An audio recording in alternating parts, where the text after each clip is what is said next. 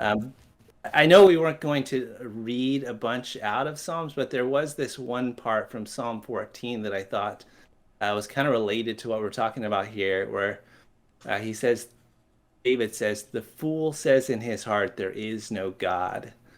They are corrupt and they do abominable deeds. There is none who does good." And I think it's because when you forget the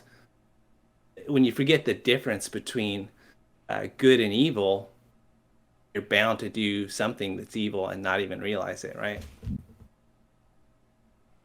There's a Hmm. lot to unpack there.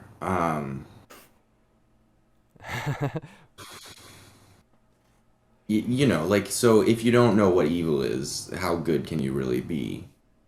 But beyond Hmm. that, Yeah, like, at that point, any time that you were good, it would just be by luck and chance if you weren't getting it from the Bible. I think that's the Christian opinion, right? Yeah, if you didn't well, know the difference, it would just be a chance happenstance. and it's like, if you're an atheist and bad things happen to you, then you say, oh, well, that's just life, and sometimes bad things happen to me. Or maybe you're depressed and you beat yourself up and you take full responsibility for it. Maybe you're not even depressed. Maybe you're just highly disciplined and have a strong sense of self-responsibility, and you say, oh, this is my fault. Good. I can work on these problems. But like, it's narcissistic at that point, where if you're just taking responsibility for all the good and the bad that happens to you, and then you could get caught up in your own ego there. But when you have God as the highest form of credit, I think that there's a bit more empowerment to that. Like, if God gives you hard things, then he's the one, or she's the one, or they're the one that know that you're capable of dealing with it. And when you do get the good things, it's more of a reward. I think it's just an extra layer of oxytocin and dopamine and serotonin when you throw God into the mix. Like, I just feel like it expands how great things can be and how terrible things can be too, as we see in the book of Job. Um, I don't know really where I'm going with that, but I'll run away to a different topic. And Well, I had well, a conversation. Yeah. you could always like if you have that fallback, if you have that like worldview that God is responsible for everything, the good and the bad, you can always fall back on like, well, this is all part of his plan and this will all pass. And I could see how that would get you through it.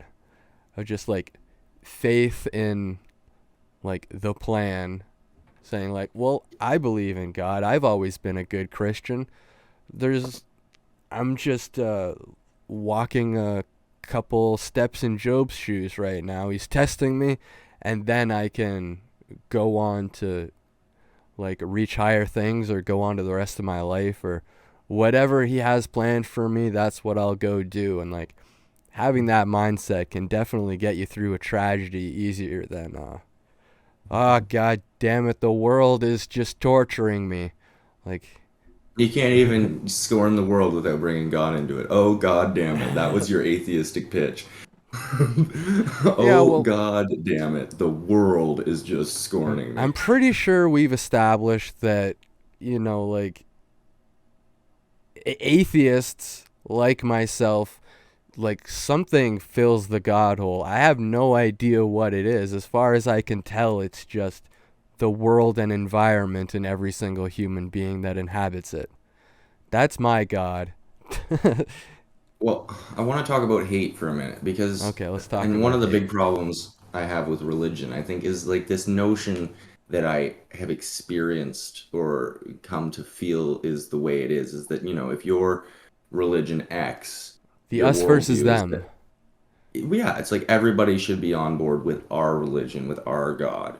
And, It's when preposterous. you go through the Old Testament, you see a lot of wars being fought over it. And, when you talk about hatred, I feel like it's almost like a hopeless love because you're still fixated on changing someone. And if you want to focus on someone, that is love. I don't care how hateful you are about it because there's neutral. That's an option too. And if you can't figure out how to evolve the thing that you're fixated on, I think you resort to destruction.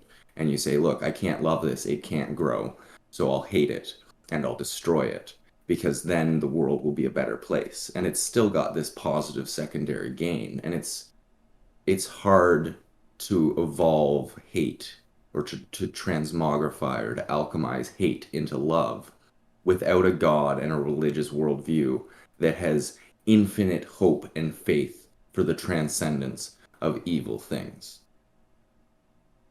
Man, Barring any incredibly debilitating mental states, there's no reason for a human to not be able to learn to conceptualize of a good way to live in harmony with its surroundings. yeah, I think what you're talking about is intolerance rather than hate. I think that's a better word to use there. Unless you think there really is a like a hatred and a vitriol between.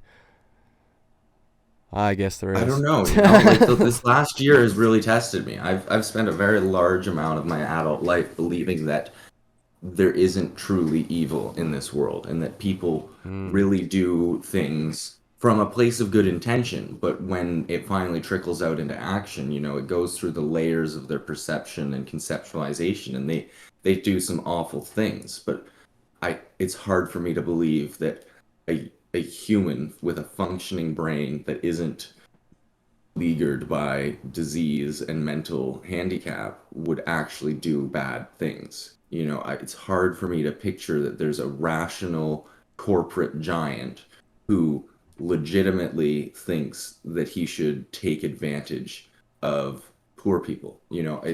I think that perhaps there's some laziness involved where they say, look, they don't even know how to take care of themselves. And if I do it this way, even though the world perceives it as bad, it's going to result in a net improvement. And, in the last year, I've started to question that. And I don't know. Are there evil people that want to be evil, that are comfortable with committing tragedy? well, I think that the evil people justify it. I think they have zero problem taking money away from poor people and food out of the mouths of the hungry if they can justify it in their own head and saying, well, I'm actually helping people by being more and more rich and successful. I'm more important than these individuals, so I should be propped up. They weren't going to accomplish anything anyway, so you know, And to it, hell it with them. circles It's back like to conversations we've. The Jim Taggart mentality is real, man. Like I don't think they wake up in the morning set out to do evil things, but they do evil things and then justify them as good. But forget Jim Taggart. It's the Francisco d'Anconia mentality. Because if you sink a ship with, Yeah, or the not Ragnar. Francisco, yeah, Ragnar. Ragnar, going out shipping or sinking ships that are bringing supplies because they're saying, look, this isn't a sustainable method and this isn't how it should be done. Like, it's still a bad thing, but he's got the super intelligence. He's the Superman, and he's the one who knows the direction the world actually needs to go. And it's easy to get lost in this train of thought.